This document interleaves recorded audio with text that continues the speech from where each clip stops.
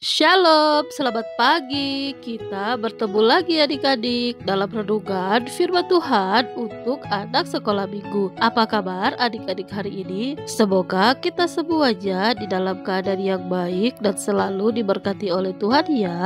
Dan mari kita berdoa untuk kebenaran firman Tuhan yang akan kita dengarkan. Kita berdoa bersama-sama ya. Terima kasih Tuhan untuk kebaikan dan kemurahan-Mu. Engkau sungguh sangat baik dan luar biasa. Tuhan Yesus, kami akan mendengarkan firman Tuhan. Berfirmanlah Tuhan, kami sudah siap untuk mendengarkan firman-Mu. Dalam nama Tuhan Yesus kami berdoa. Haleluya. Amin. Adik-adik, mari kita membuka Alkitab kita di dalam Kitab Kejadian pasal yang ke-43 sampai pasal yang ke-46. Adik-adik, bencana kelaparan telah terjadi dan tidak ada yang tahu kapan akan berakhir. Di Kanaan maupun di Mesir, bahkan di daerah-daerah lain pun mengalami hal yang sama. Di rumah Yakub sekarang telah kehabisan bahan makanan. Gandum yang dibawa oleh anak-anaknya telah habis. Lalu berkatalah Yakub kepada anak-anaknya, "Pergilah, kembalilah ke Mesir untuk membeli bahan makanan untuk kita, agar kita bisa hidup dan tidak mati karena kelaparan ini." Lalu anak-anak Yakub menjawab, "Bagaimana kami bisa kembali ke sana jika Benyamin adik kami itu tidak ikut bersama dengan kami?" Lalu Yehuda meyakinkan ayahnya agar ayahnya mau mengizinkan adik mereka itu ikut bersama mereka ke Mesir.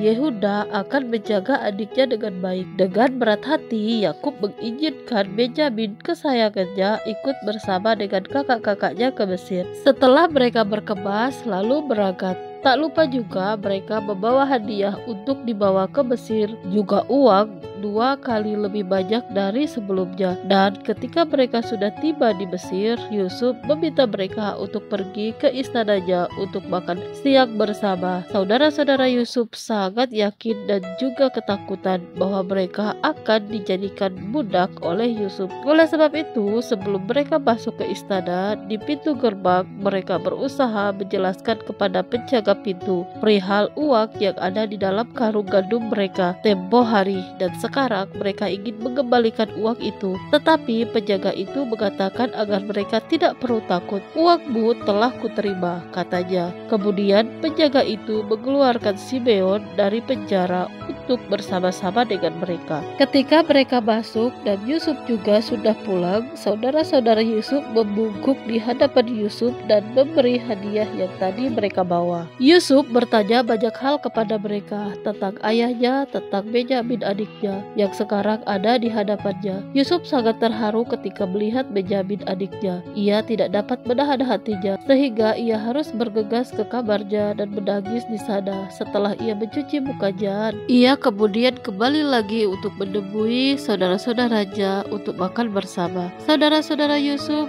duduk di hadapan Yusuf dari yang tua sampai yang muda. Ketika mereka makan bersama, maka makanan yang diterima oleh Benyamin lebih banyak daripada saudara-saudaranya yang lain. Setelah mereka selesai makan, Yusuf memerintahkan agar pelayan-pelayannya untuk mengisi karung-karung yang dibawa oleh mereka dari tanah Kanaan. Tetapi ia memerintahkan pelayannya untuk melakukan hal ini, bahwa piala emasnya harus diletakkan di dalam karung Benyamin. Setelah karung-karung mereka diisi dengan gandum, mereka tidak menunggu lama-lama. Mereka langsung berpamitan untuk pulang. Tetapi ketika mereka mulai berjalan dan tidak seberapa jauh dari istana Firaun, hal yang tidak mereka sangka terjadi. Tiba-tiba mereka mendengar ada suara yang memanggil mereka. Sebab Yusuf telah memerintahkan untuk mengejar mereka dan bertanya kepada mereka mengapa mereka membalas kebaikannya dengan kejahatan, dengan mencuri gelas perak Yusuf. Tentu saja saudara-saudara ini menjadi bingung. Apa maksud dari perkataan pegawai istana itu? Apa yang Tuanku katakan? Bagaimana mungkin kami dapat melakukan hal itu? Tapi jika memang pada kami terdapat barang yang Tuanku katakan itu, biarlah ia mati, dan kami ini biarlah kami menjadi budak Tuanku. Kata pegawai itu kepada mereka, "Ya, tentu saja usulmu itu sangat baik, tetapi kepada siapa piala itu ditemukan, hanya dialah yang harus menjadi budak, dan yang lainnya bebas. Kalian boleh pulang." Mereka mulai mencari kemari dan memeriksa semua karung gandum yang mereka bawa. Mereka memeriksanya dengan sangat teliti dan didapatilah piala perak kepunyaan Yusuf dalam karung Benyamin. Saudara-saudara Yusuf sangat putus asa. Mereka menggoyakkan baju mereka. Akhirnya mereka kembali lagi ke kota tempat Firaun berada. Ketika mereka telah tiba di rumah Yusuf, Yusuf menunggu mereka. Yehuda dan saudara-saudaranya tersungkur di hadapan Yusuf. Yusuf berkata, "Apakah yang telah kalian perbuat ini?" Tetapi mereka menjawab,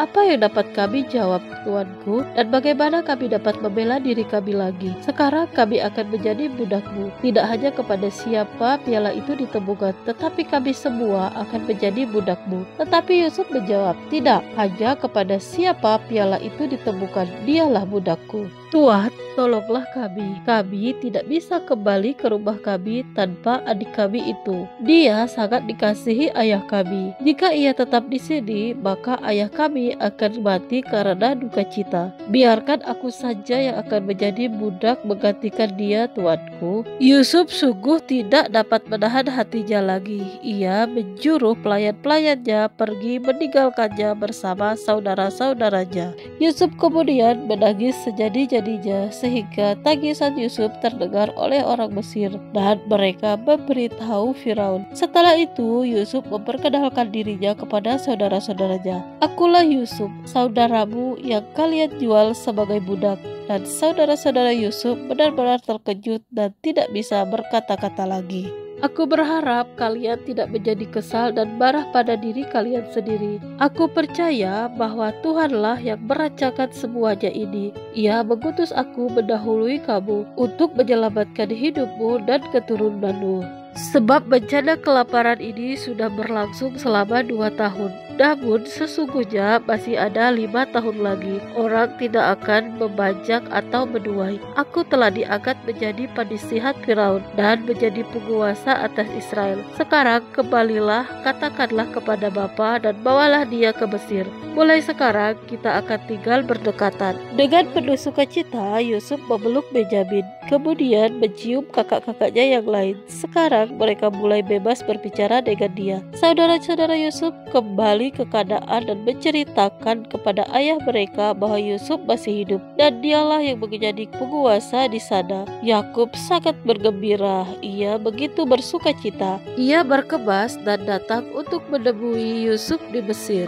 Tuhan Allah memperingatkan Yakub untuk tidak takut datang ke Mesir. Tuhan berjanji bahwa di Mesir Yakub akan menjadi sebuah bangsa yang besar. Pertemuan Yakub dan Yusuf adalah pertemuan yang mengharukan. Mereka berpelukan untuk melepas rindu. Yakub dan anak-anaknya tinggal di tanah Goshen. Yakub memberikan berkat kepada putra-putra Yusuf, Manase dan Efraim. Kemudian ketika Yakub hampir mati, dia memanggil semua putra-putranya dan memberi mereka berkat. Kemudian Yakub menghembuskan napas terakhirnya. Yakub dibawa kembali ke tanah Kanaan. Ia dimakamkan dalam kuburan milik keluarganya sesuai permintaannya. Begitulah adik-adik kisah Yusuf yang akhirnya bertemu lagi dengan ayahnya setelah sekian lama. Tetapi hebatnya Yusuf tidak menyalahkan saudara-saudaranya atas apa yang dia alami selama ini. Ketika Yusuf mengatakan kepada saudara-saudaranya tidak perlu mereka merasa bersusah hati atau menyesali perbuatan mereka dahulu, Yusuf sudah memaafkan kesalahan saudara-saudaranya karena Yusuf menyadari satu hal lewat bencana kelaparan itu dan dengan kedatangan saudara-saudaranya ke Mesir untuk membeli makanan,